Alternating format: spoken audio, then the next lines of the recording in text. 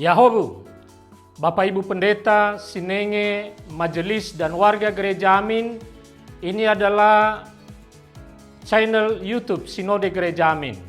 Karena itu, bagi yang mencintai Gereja Amin, tontonlah, subscribe, like, dan bagikan. Gereja Amin yang tangguh, mandiri, dan peduli. Tuhan Yesus memberkati.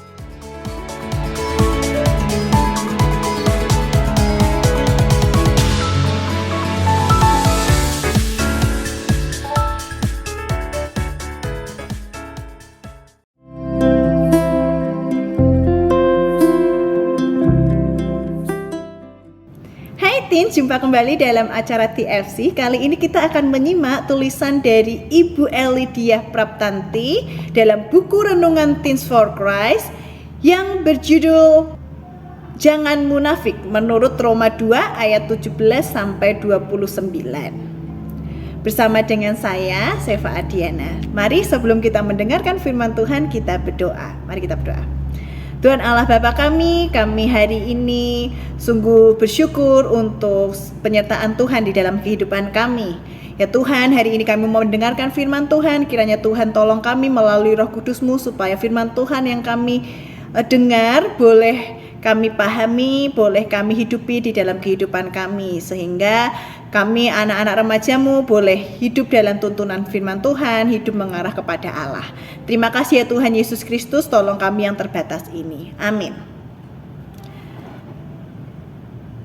Teman-teman, yang menjadi pusat perenungan kita diambil dari Roma 2 ayat yang ke-21 yang berbunyi demikian. Engkau yang mengajar, jangan mencuri. Mengapa engkau sendiri mencuri? Eliot Spitzer dikenal sebagai Sheriff of Wall Street karena ketegasannya dalam menindak berbagai kasus kejahatan keuangan dan skandal moral di berbagai perusahaan besar saat menjabat sebagai Jaksa Agung New York.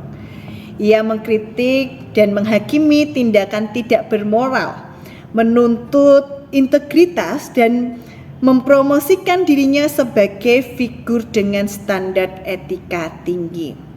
Namun reputasi Spitzer hancur pada 2008 ketika terungkap bahwa ia terlibat dalam kasus pelanggaran moral, sebuah tindakan yang ia kecam dengan keras.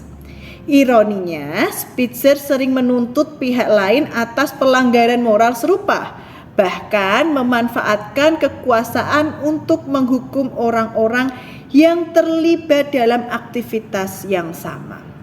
Paulus berbicara kepada orang-orang Yahudi yang merasa diri istimewa karena memiliki hukum Taurat dan tanda lahiriah seperti sunat. Namun, Paulus mengingatkan bahwa status mereka di hadapan Allah tidak ditentukan oleh apa yang tampak dari luar, melainkan oleh sikap hati yang taat kepadanya. Paulus menegur mereka yang menjadi guru atau pemimpin rohani, tetapi hidupnya tidak sesuai dengan ajaran yang mereka sampaikan. Paulus menegur orang-orang yang pandai mengajar dan menunjukkan kesalahan orang lain, tetapi tidak menerapkan apa yang mereka ajarkan dalam kehidupan mereka sendiri. Ini adalah bentuk kemunafikan di mana tindakan tidak sejalan dengan perkataan. Nah, teens, masih banyak orang yang suka menampilkan kebaikan di luar, tetapi sebenarnya melakukan keburukan yang disembunyikan. Oleh karena itu, pesan Paulus ini relevan bagi semua orang percaya. Kita harus memeriksa diri sendiri terlebih dulu sebelum menilai orang lain. Hindarilah sikap munafik, yaitu mengkritik dosa orang lain tetapi mengabaikan dosa kita sendiri. Penting bagi kita untuk mempraktikkan integritas dalam kehidupan, bukan hanya menuntutnya dari orang lain. Demikianlah firman Tuhan pada hari ini. Mari kita meresponnya di dalam doa. Tuhan, kami bersyukur untuk firman-Mu yang boleh kami dengar.